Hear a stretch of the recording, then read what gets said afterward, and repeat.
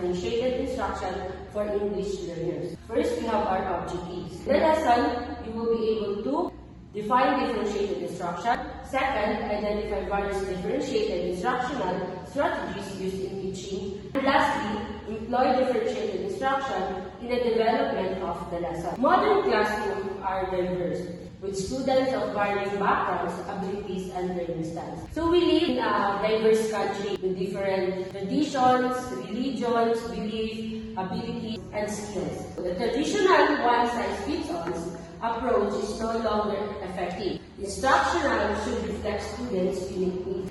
In a modern generation, we all know that traditional one-size-fits-all is not already effective for a modern classroom or a modern strategy of teaching, because we have different kinds of students with a different kind of ability and skills. So in order to achieve those abilities and skills of the student, to have a differentiated strategies and also differentiated instruction to be able to achieve the kind ability or skills of the student that you needed. Because if one size fits all that you will do in a classroom setting, it is not equivalent for the differentiated abilities and skills of the student. So you need to be able to maximize their needs and also what is they want and what they want to do. Next, the real world is naturally differentiated. So learners benefit from preparation in diverse environment. In a real world is not a one-size-fits-all. So we all know that we have in a diverse country with different traditions and religions, beliefs, ability and skill. Learners benefit from preparation in diverse environment. So they have benefits from the living in a diverse country to be fit in a diverse also classroom with different kinds of students. Teachers should use differentiated instruction to help the students learn in ways that work best for them. We have different kinds of students with different kinds of ability and skills. Teachers should have a differentiated instruction to let the students do what they want and also do what they need to do. So we have different kinds of instruction. For example, in activity, some students love to dance, sing, or talking in front. So that enable them to maximize their want and need. So as teachers should be able to have a differentiated instruction, so that students also love to interact with the lesson because their needs and also their want is achievable. So let's proceed. Differentiated instruction. Carol Ann Tomlinson defines differentiated instruction, tailored teachings to meet individual learners' needs. Having a differentiated instruction in a diverse classroom is to meet the students' needs. Differentiated instructions maximize the students' learning by addressing diverse needs in the classroom. Differentiated instruction is what the students will need to address their needs, and also it is one that the teachers needed to do because he is teaching in a diverse classroom or having a diverse learners. Teachers adapt content, process, and product an environment to suit students' readiness, interest, and learning profiles. So this in the differentiated instruction is we have the content, which is what to be teach, the process how the student learn, then the product is what the student can be offered. So in the content, you need to have a content that is suitable to your learners. For example, it is your content that it is easy content or a hard content. So if you think that your students or most of your students can understand or can have the hard content, so you can proceed to the hard content. But if you notice that your students have or in a lower kind of thinking, so you need to do by step learning, which is that you need to start from easy to hard. So process and how to learn. So for example, as a teacher, you need to have a differentiated instruction. So enable that the process also is you need to have a differentiated, for example, tools or enable them to learn easily. Then product, so let the student do a product that they want or they love to do or they need to do. Enable them that the product will be beautiful because they have their own uniqueness and skills the students to do, so that the product will be what they have learned and also what they need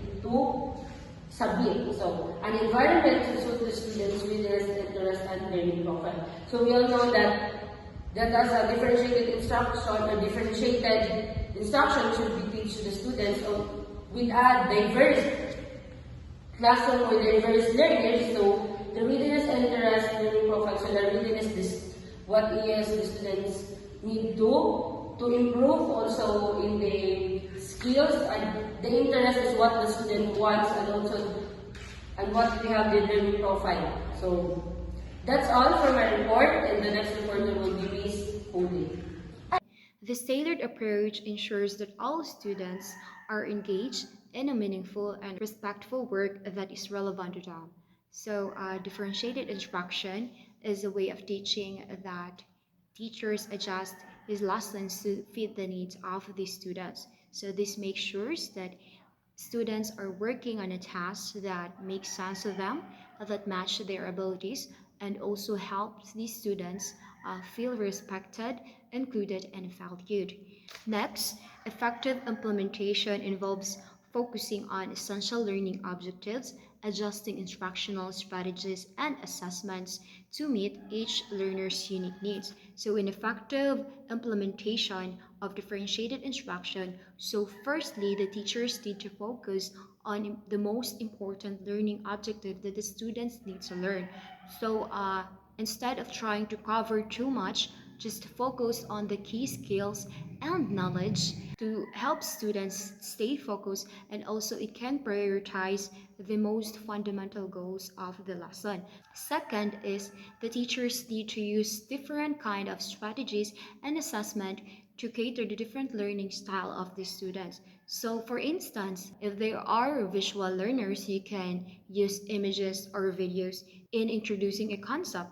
For auditory learners, you can use lecture discussion, and also for kinesthetic learners, you can give hands-on activities to them. Next, respectful tasks are central to differentiated instruction, focusing on learners' readiness and cognitive ability. So the core element of differentiated instruction is respectful tasks. So these tasks are designed to match the current level of cognitive ability of the students. So this means that you will give students the tasks that fits their skills. These tasks are designed to promote growth for all learners by accommodating different levels of readiness. The goal of this task is to help students learn and also develop their skills. It is accommodated to their level of readiness. So, both pasabot na is how prepared a student is to take on a particular task. Okay, some students need simpler tasks, while others are ready to take on complex challenges. Next, advanced learners are given more challenging tasks, while lower level learners receive extra practice in areas that they are struggle with. In giving tasks to the students, teachers need to consider two things. One is the advanced learners, second is the lower level learners. So the advanced learners can be given challenging tasks that involves a critical thinking, analysis, or anything that involves higher order thinking skills. By giving them challenging tasks, it helps them stay engaged rather than getting bored because the tasks are much simpler to them. For those students who needs more support, the teachers can give a simpler task to them. For example, if a certain students have trouble reading, so the teacher can give simpler tasks and also provide extra guidance. By giving more support, it can build their skills so that they can keep up. Next, flexible grouping helps organize students by readiness, interest, and learning styles, allowing them to work in groups or alone as needed. Flexible groupings give students variety ways to work on a task. For instance, a teacher can place students with the same level of readiness together, and also the teacher can group a students based on their interest so they can enjoy working on that task, and the teacher can also group students based on their learning style. By flexible grouping, a student can learn in a way that best suits them. Note that in flexible grouping, a student can move between groups or work alone if it is needed. Consistent assessment is essential to evaluate learners' understanding and adjust activities, ensuring differentiation is effective for diverse learner. So consistent assessment is crucial for differentiated instruction because this helps teachers to know and understand the progress of the students.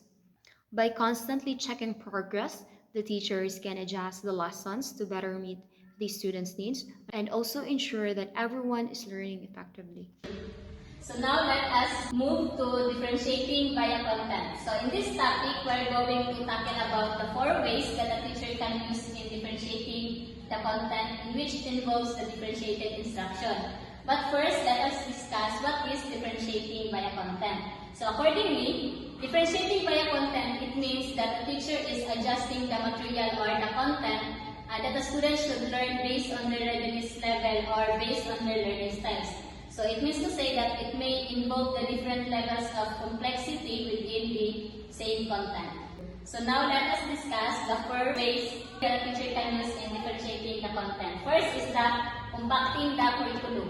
Compacting the curriculum where the teacher determines which parts of the lesson do the learners have prior knowledge about and highlight those areas that learners have not mastered yet. So in compacting a curriculum, it is instructional strategies in which it is designed to address the needs of those gifted and talented learners. So it means to say that if a teacher used the compacting or if a teacher used the strategy of curriculum compacting, it means to say that a teacher is more focused on the skills and the knowledge rather than focusing on their prior knowledge. So it means to say that if you are going to compact the curriculum, you are disregarding those prior knowledge or you are eliminating those prior knowledge because you are focusing on the lessons that are not being mastered yet by your students.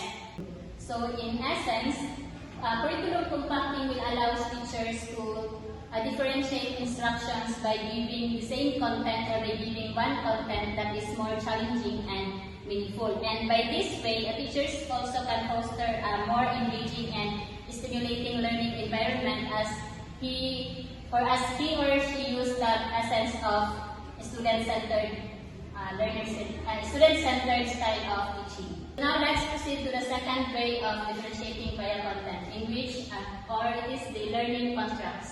Learning contracts are individual agreements between the teachers and the learners or their parents, where the teacher provides a certain level of freedom while the learners agree to meet the class expectation within the given time. So in learning contract, it is a formal agreement between a student and a teacher that outlines specific learning goals, activities, and even the deadlines. So learning contracts, it serves as a tool that empowers students to take ownership of their own learning because they are being given a privilege to choose what kind of learning styles they are going to use and what kind of learning process they are going to undertake to learn a specific content.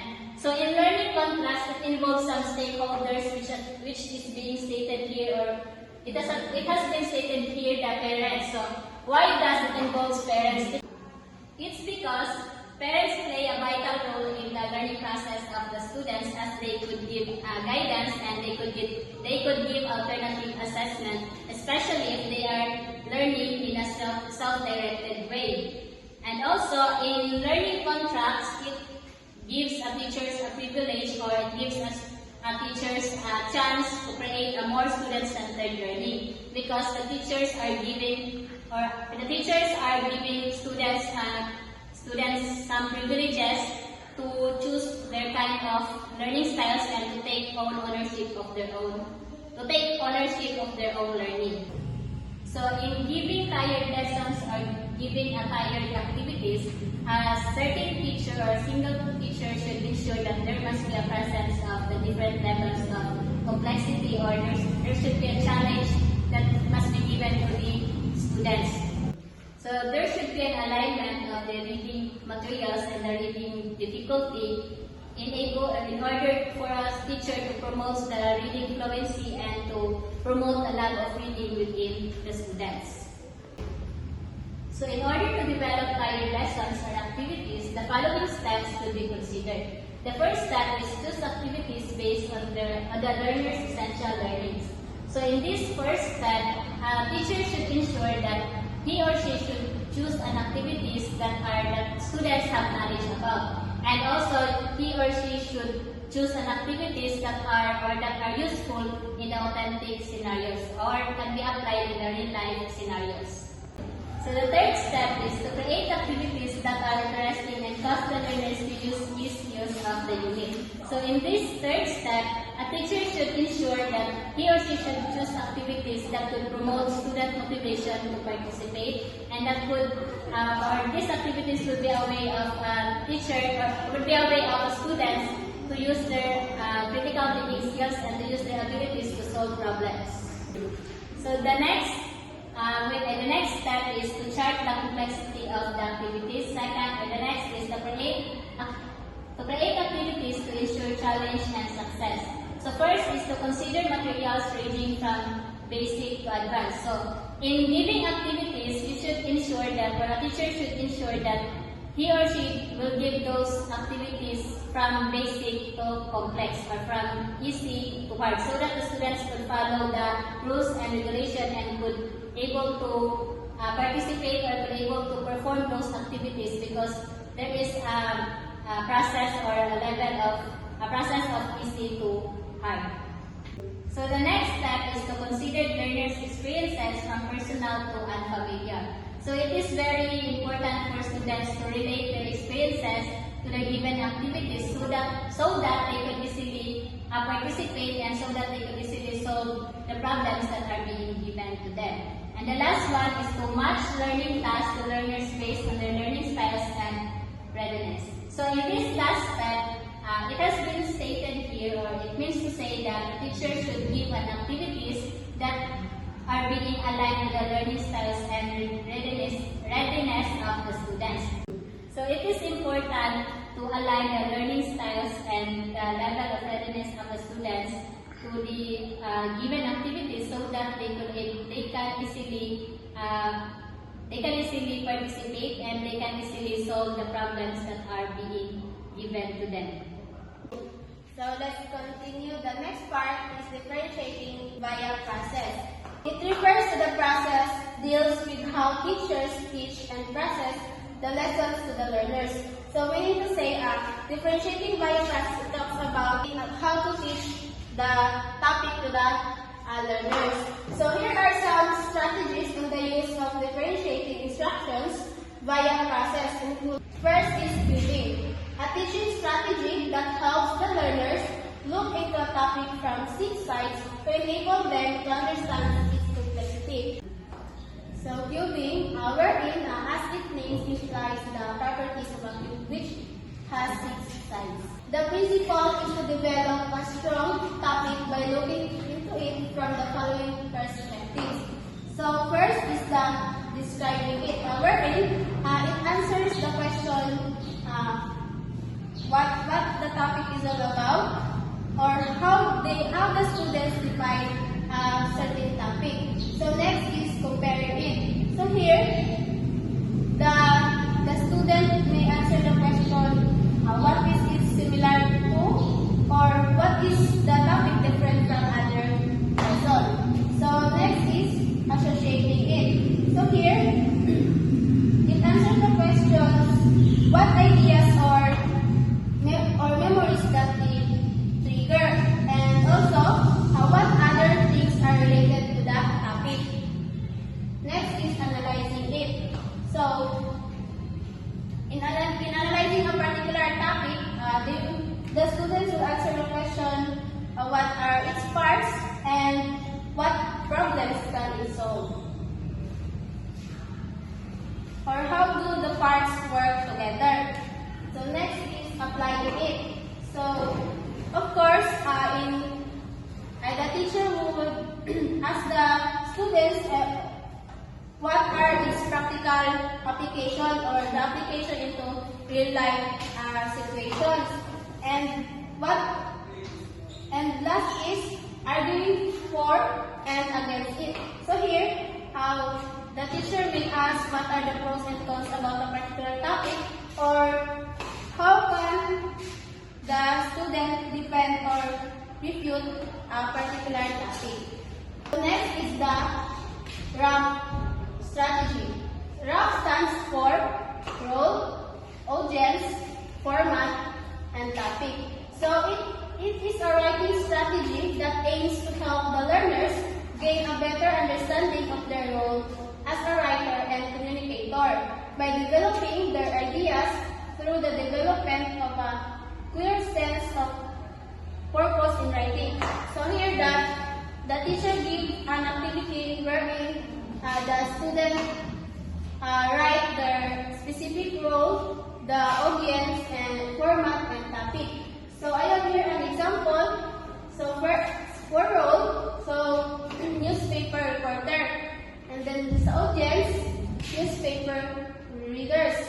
And then the format that the students are going to do is news article. And then topic is current state of the Philippine Health Department. So this is an example of graph strategy. The last strategy is graphic organizer. So I know that you are all familiar with graphic organizer.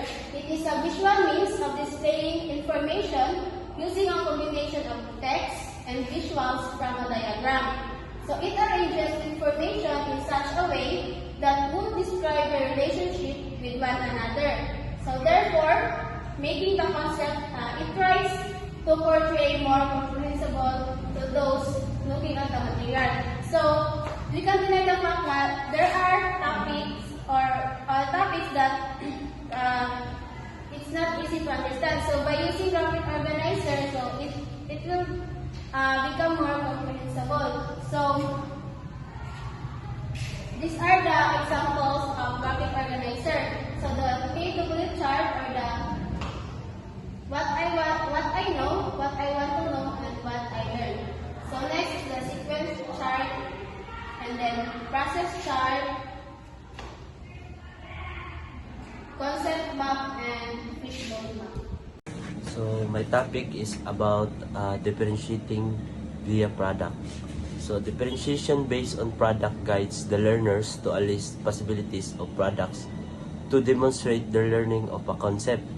So this can be done by providing the learners with choice relative to product they may need to produce. So the example is there are the types of product differentiation for learners. Example is the adaptive to various learning levels or learning styles or language. So for learners involved tailoring educational product or resources to meet diverse learning needs, styles, and abilities. So the benefits of product differentiation for learners is the enhanced to engagement, improve understanding, and increase accessibility, better retention, personalized learning experience, addressing learning gaps, and supporting diverse learning needs. Let's deeper into differentiating products for learners. The aspect of product differentiation for learners would like to explore further the adaptive assessments, interactive simulation, and multilingual resources. So that's the example of differentiating via product. This can be done by providing the learner with choice relative to the product they may need to produce. So the teacher must be able to present clear expectation. So when we talk about clear expectation is mura kang magpakita sila, for example mga colorful nga para pasabtan sa mga bata. Then and that's all. Then from the learner and set concrete and realistic timeline based on the learner's readiness. This could be set through the learning contracts between the teacher and the learners. That's all my topic about differentiation via product. Thank you. Lesson 11, collaborative learning. In this lesson, we will be able to identify collaborative learning strategies, determine when to to use collaborative learning strategy and apply collaborative learning strategies in lesson planning. We have discussed that K-12 curriculum puts a premium on the learner's performance of required competencies, English being subject that is grounded on communication. Being able to effectively communicate and collaborate with others is the main goal in every linguistic encounter. Then, in this lesson, we shall look into the collaborative learning strategies and how we could use them in class. Collaborative learning. Collaborative is an approach to education that engages groups to enhance the learning experience through groups of 2 or more learners. They are teaming up, then the group is tasked to work together to solve problems, complete tasks, and learn new concepts. They are working together to the teacher make groupings to have a collaborative learning. The approach actively engages the learners to process and synthesize the lesson concept and information. This is far from the simple memorization of facts and figures, and gives the learners the opportunity to work with others and arriving at the new learning. This is the opportunity that the students may work together, and then they have collaboration. And next is collaborative and cooperative learning. These are sometimes used interchangeably. Cooperative learning is a special kind of collaborative learning. In cooperative learning, learners work in groups on a structured activity. In such structure, learners are assigned individual roles to perform. These roles are commonly interrelated in order for them to achieve their goal. The success of the individual members of the group become the success of the entire group. This says that every individual in the group should comply their tasks to have to fulfill their problem. It means when we have a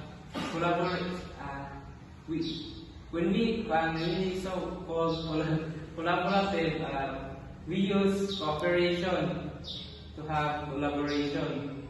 And in order to have collaboration, there should be a cooperation. Then this is called that's why the success of the individual members of the group become the success of the entire group. In collaborative learning, individual participants are also responsible for the team and its success. However, the rules, resources, and organization are left up to the participants themselves.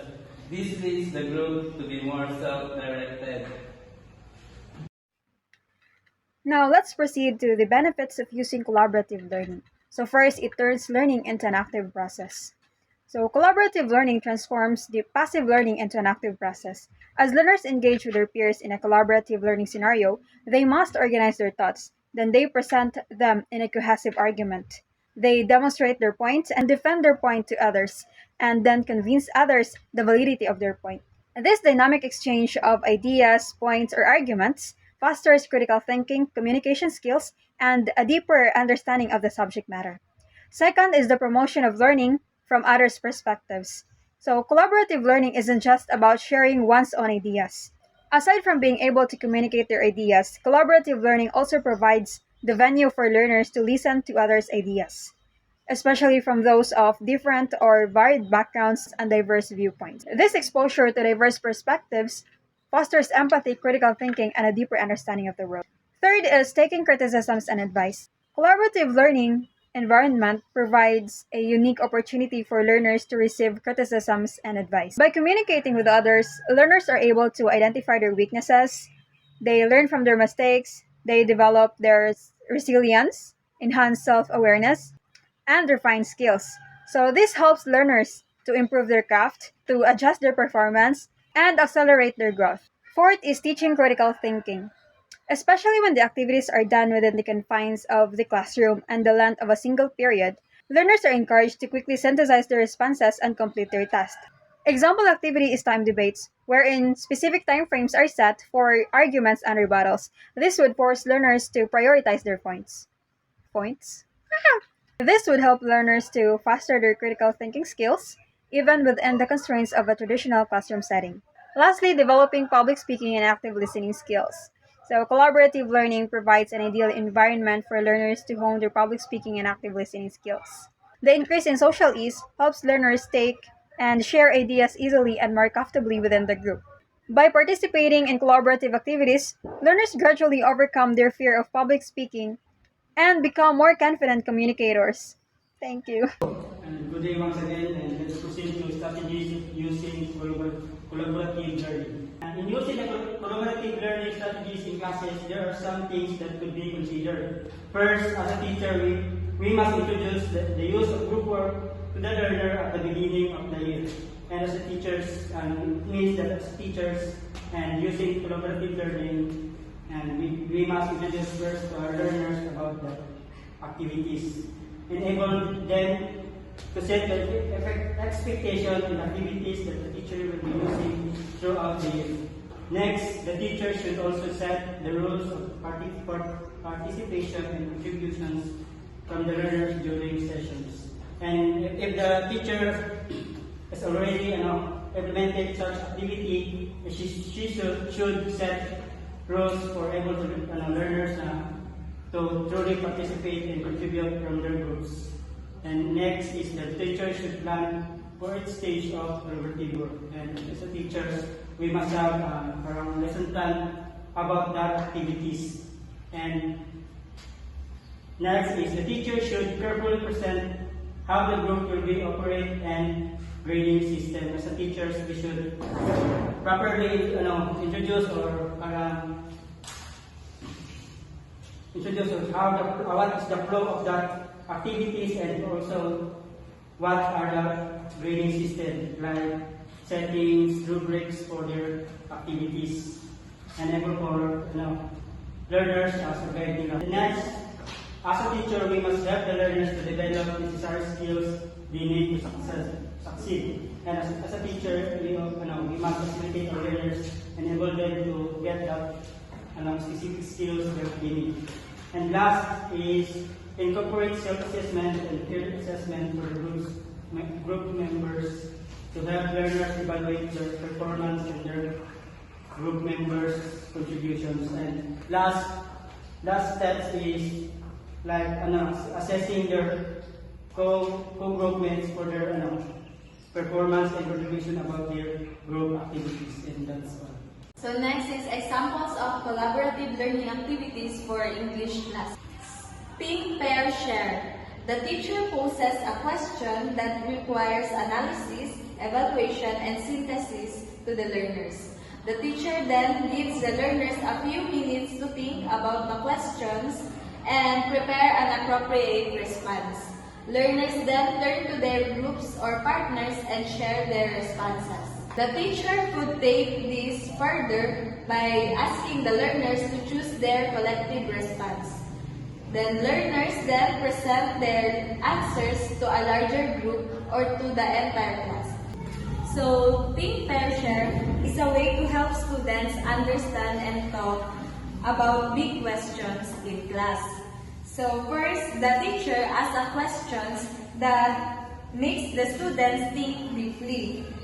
So the students then take a few minutes on their own and to think carefully about the questions and come up with an answer.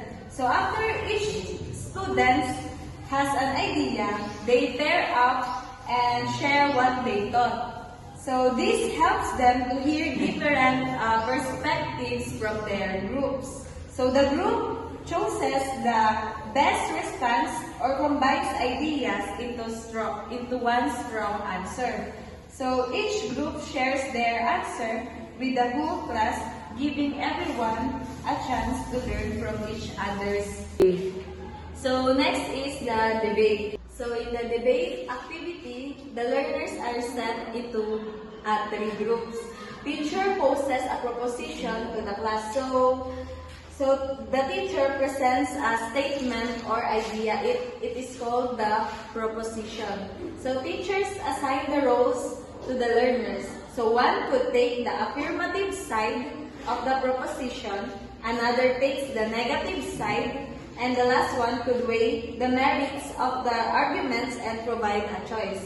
So teacher then briefs and summarizes the class discussion. So this setup allows the students to practice making strong points, listening carefully, and thinking critically about both sides. And after the debate, the teachers review what was discussed and highlights the main points from each side. So helping the students understanding different viewpoints and learn from each other's ideas. Project-based activities. First, learners are presented with a project that they are going to complete. One way to do this is to introduce the class a project at the beginning of the lesson or a unit. Or have the class think of a project that they will want to complete based on the lesson. So in here, the teacher will present the project that the students will make at the end or the beginning of the lesson, so that they will come up any idea on what they will do during the project making. Second, the class is divided into groups or 4 groups or 5 to work on their project. So the teacher will group the students, it's either 1, 2, or 3 or 5 groups to make the project. So like for example, the first group will make a diorama and the second group will make a miniature or other project. Third, have the groups share their completed project and their experiences in the completion of the project.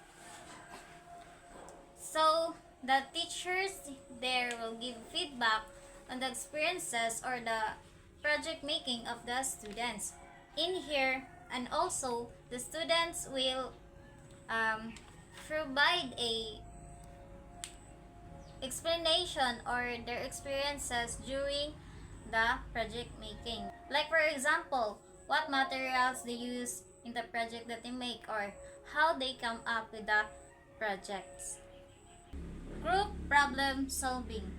First, present the learners with a problem. The teacher should present a problem to the learners or students so that they will come up a solution. Second, the teacher may provide some guidance on how to solve the problem, like some structure to follow. So the teacher here will provide guidance or facilitate the students on the solution that they make. Also, the teacher should know that these activities is a student-centered activities. Third, reach a final solution with the class by helping the class discuss the pros and the cons of each of the group's solution. So the teacher here will discuss the disadvantages and advantages of the solution that every groups make. Also, the teacher will give feedback to the students on their work. Hi, today we're going to discuss about gamification in teaching English. So for the objectives of this lesson, you will be able to define gamification, apply gamification in teaching English, and suggest ways to improve teaching using gamification. In this modern age, learners have become more exposed to various kinds of entertainment. This includes playing games of different forms. Games are intrinsically motivating as they provide a task with a specific objective that players need to accomplish in order to win in a fun and engaging environment. Because of this very nature of gaming, teachers have tried to incorporate gaming elements in their teaching practice. Here, we will learn to apply some of these elements in preparing lessons. So what is gamification? Gamification, in simple terms, is integration of game-like mechanics in traditionally non-gaming scenarios. In schools, gamification has been incorporated in various aspects of education. Points gained are rewarded with badges. Learners are ranked. Winners or the honor students are celebrated. So, aside from reward-based systems, we also have another examples of gamification like game-like activities, like quiz shows, quiz competitions on a specific topic. Then we have collaborative games like group challenges, debates, and jigsaw activities. Now, in jigsaw, we know this one. Divide students into to work on interconnected tasks. Next, we have virtual games, online quizzes, and educational video games. So in real-world applications, we have project-based learning and case studies. Examples by subject, for example, language arts, word scramble, or literacy match. So for the tools for gamification are Classcraft, ClassDojo, GameTize, Google Classroom, Kahoot, and even PowerPoint pwede siya incorporate gamification. So in recent years, gamification has seeped into the classroom where teachers are now employing gaming elements in their lessons. So later, Dibay Mpukinto will discuss about the steps in gamify the lessons. Gamification is not as simple as handing the learners a game to play. The teachers must carefully structure the classroom in order for the game elements on the classroom to be more effective to the learners. So there are 4 game elements that are at the core of gamification. So we have engagement, opportunities for practice, assessment, and feedback. So in engagement, games are naturally engaging. The most successful games are the ones that are really engaging to the players. This is because games provide the players with a clear goal to reach and a compelling gameplay to accomplish this goal. So, games inherently engage players by providing clear goals, compelling gameplay, and combination motivates players to participate and derive success. Next, opportunities for practice. So, opportunities for practice, games provide the players with the opportunities to practice what they have learned in the past and let them apply this learning in new creative ways. This can even include rote activities that have been employed in new gameplay scenarios. So games offer opportunities for practice, allowing player to apply past learnings in new context, develop skills through repetition and creativity, and reinforce knowledge through engaging interactive scenarios. So for assessment, games do not stop play to assess the player's knowledge and skills. Assessment is intrinsically integrated in the gameplay as performance-based assessment. Games integrate assessment seamlessly. Evaluating players' knowledge and skills through first, performance-based assessment, in-game challenges and obstacle. Third, dynamic feedback and mechanism. So, no interruptions, just continuous learning and assessments. Last, feedback. Games continuously provide the players feedback to simply let them know how they are doing in the game. Games tally score and keep track of the players' progress throughout the gameplay. So, games provide continuous feedback, keeping players informed about their progress, their performance, their score, mistakes, and achievements. So this is enhancing learning engagement and motivation. So again, what is gamification in English teaching? So gamification is the use of game design elements and mechanics to enhance English language learning, making it engaging, interactive, and fun. So that's all from me. If you have any questions, just PM me. Next is the basic elements of games. There are some basic elements of games that the teacher should consider in gamifying their learning experiences. But before incorporating these games, the teacher should consider the following. First, The teacher should have a clear idea of the linguistic aims of the lesson. This means that before starting the lesson, the teacher should know exactly what language skills and vocabulary or grammar points they want the students to learn or practice. Second, the teacher should ensure a lot of learner interaction and productivity during the lesson. Using collaborative concepts, the teacher can make the gamified learning experience more engaging to the learners. This means that the lesson should encourage active participation where students interact with each other, and use learning, where students work together to complete tasks or solve problems. Third is, allow elements of learner autonomy as they create and adopt rules and solve problems along the way. This means that giving students some control over the learning process fosters independence and critical thinking. The fourth basic element is give accurate and actionable feedback on the language at multiple points in the lesson. This means that instead of waiting until the end of the lesson, provide feedback throughout so students can adjust their language use immediately. The fifth one is allow the learners to have multiple opportunities to complete the game. This means that gamified learning often involves trial and error, so giving students several chances to reach a goal or complete a task supports persistence. The last basic element is move game mechanics from competitive play, but rather adapt to more completion-based games. This means that instead of focusing on competition, where students may feel pressured or discouraged if they don't win, a completion-based approach emphasizes personal progress and collaboration. This approach is more inclusive, allowing all the students to feel successful as they work to complete the task. So our last topic is all about the steps in gamification. So firstly is to define goals. Understand what you want to achieve and break it down into campaigns. So defining goals in a gamified learning environment means setting clear educational outcomes that students need to achieve.